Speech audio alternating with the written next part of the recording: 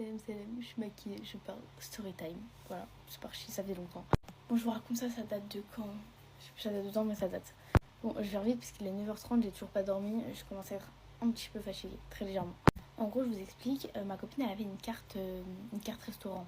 Vous savez, ma copine elle avait toutes des cartes restaurant et en gros, tu peux les utiliser tous les jours sauf le dimanche. Et bref, ça veut dire samedi soir, on se dit bah vas-y, on va. Il y avait un grec qui était ouvert toute la nuit à côté de chez nous, on se dit bah on y va. Donc on va pour aller au grec, etc. Maintenant sur le chemin, on avait claqué la porte en fait. On avait claqué la porte de chez elle et du coup on pouvait pas rentrer. On pouvait pas, c'est pas possible. On pouvait plus rentrer chez elle, on comptait dormir je ne sais pas où, mais on pouvait pas rentrer. Il était 1h, 2h, ok.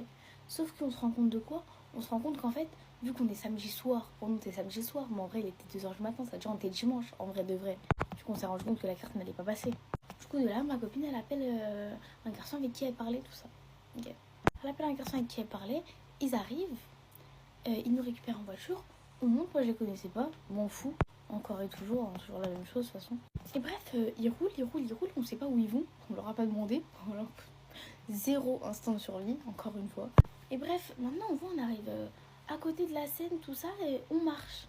On marche, bref, on tombe sur un couple, on commence à taper la discute avec eux, comme on n'a jamais tapé la discute avec personne.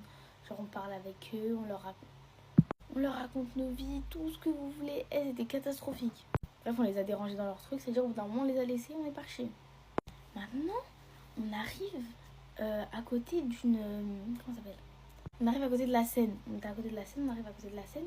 Et il y a un pote, un des deux mecs qui l'appelle. Donc pas le mec de ma copine, l'autre. L'autre, il y a un pote à lui qui l'appelle.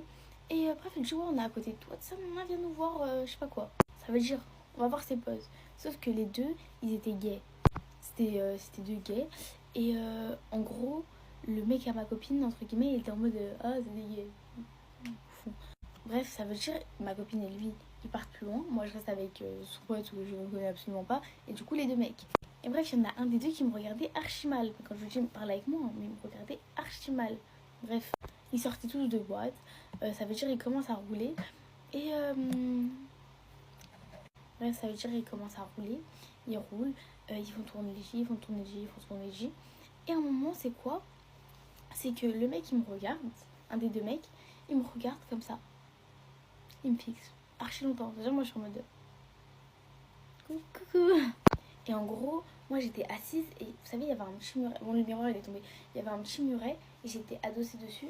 Et au-dessus, il y avait encore la ligne. Parce qu'on était vraiment au bord de la Seine. Genre, il y avait encore une ligne. Je sais pas comment expliquer. En gros, là, il y avait bref, il y avait un truc ici. Là